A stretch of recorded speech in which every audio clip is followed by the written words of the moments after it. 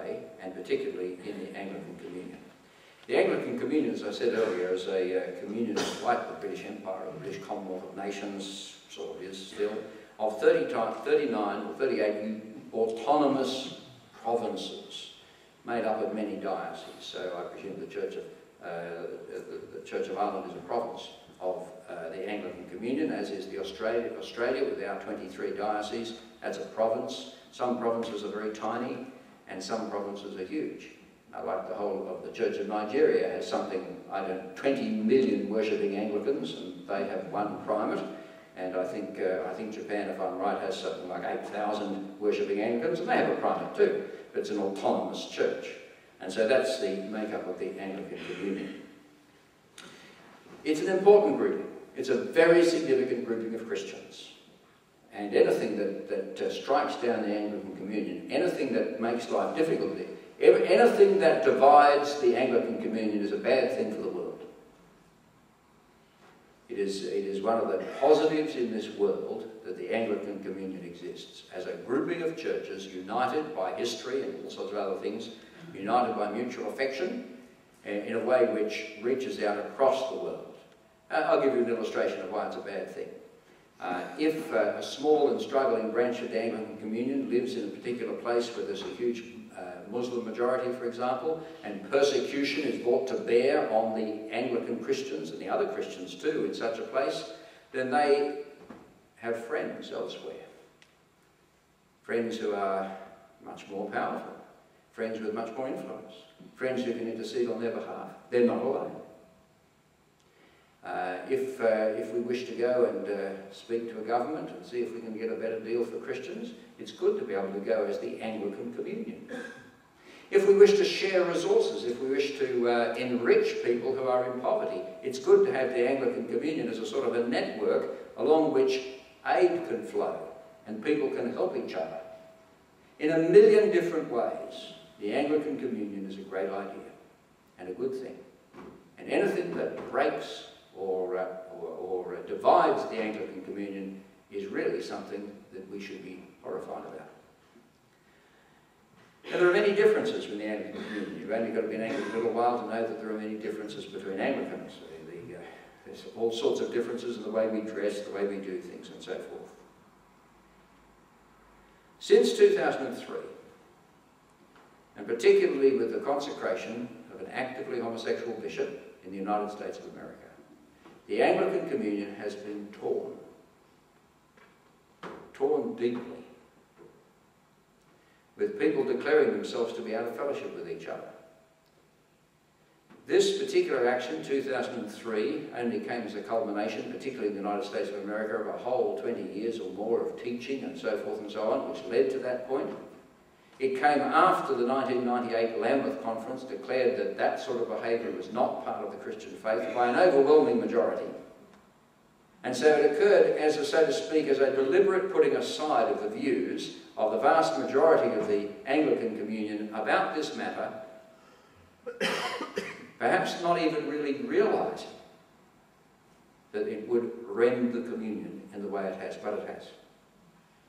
And so for the last 6 years, the Anglican Communion has not been the same. It's a very serious matter. And people in the last 6 years since then have been trying to put it together again, trying all sorts of desperate expedients to make the communion work again and to come back into a unity which it had enjoyed before. A sort of a diverse unity, a sort of a many-sided unity, but nonetheless a unity in which you could still speak about the Anglican Communion. Now, why has this happened? What is the fundamental difficulty here that has occurred, that has made this occur?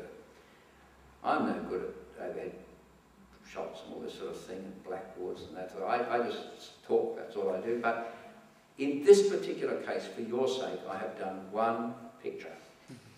It is now going to appear. Yes! Now that is the problem with the Anglican Communion. Let me see if I can explain it to you. This little illustration is an illustration of what I call the House of Authority. And it really represents the Christian churches as a whole. The Christian churches as a whole.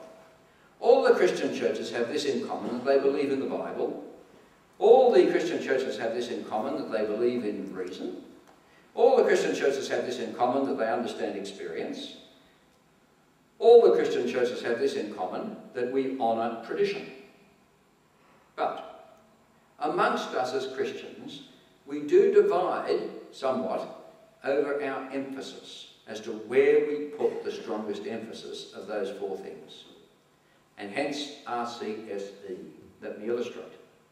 There are some Christians who put reason first and say, no, we accept the authority of Scripture insofar as it conforms to human reason. I'm making this extremely simple given the time we have, not because you are simple, but because the time is against us. But human reason. Still believe the Bible, of course, but reason must. The Bible in the light of human reason. Some Christians, many Christians, would say, no, the church must interpret the Bible. And it is the authoritative interpretation of the church's magisterium. You think, I think you know who I'm talking about here. The authoritative interpretation of the church's magisterium in the light of the tradition of the church, which determines the interpretation of the Bible. They honour the Bible, of course. But the question is, where is the locus of authority in the church? It's with the magisterium. There are others who say human experience must come first. And they put a great deal of emphasis on various types of human and spiritual experience, particularly the gifts of the Spirit and so forth. And they will say, and we have revelation beyond the Scriptures, we have God speaking to us every morning and telling us what to do and so forth, and God whispers and tells us this and tells us that. Of course we honour the Scriptures, but to the Scriptures we add human experience. And then there are those in the Reformation tradition who say, no, the Scriptures alone, they are paramount. The others are important. Of course we listen to what the church has to say. Of course we listen to human experience. Of course we listen to reason. But the Scriptures are paramount. Now there, if you like, is the house of authority as it has developed in the Christian, amongst the Christian churches.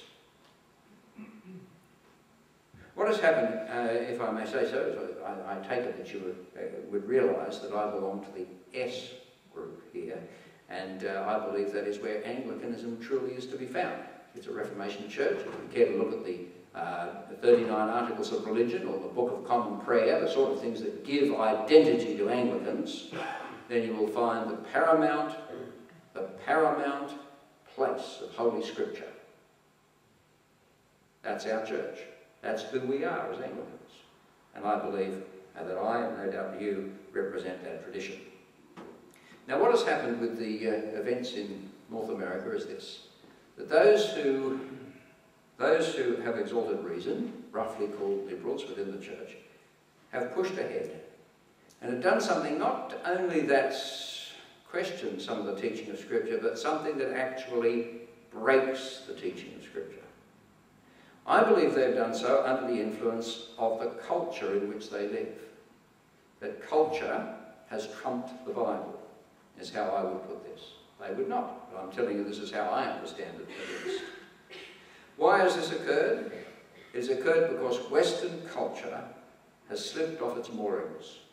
If Western culture had its origins in the Bible, as I believe in a very fundamental way it does, if Western culture has its origins in the Bible, sometime in the middle of the last century, somewhere in the 1960s, the Western culture finally slipped its moorings and began to drift off in another direction altogether.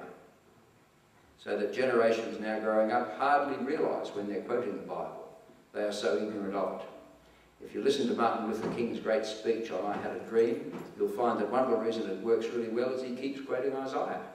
And his audience in 1960, when he gave it in the 60s, knew Isaiah and it resonated. But you could give the same speech now to a modern audience and they wouldn't pick up what he was saying. All they'd hear was, I had a dream. So much has the culture shifted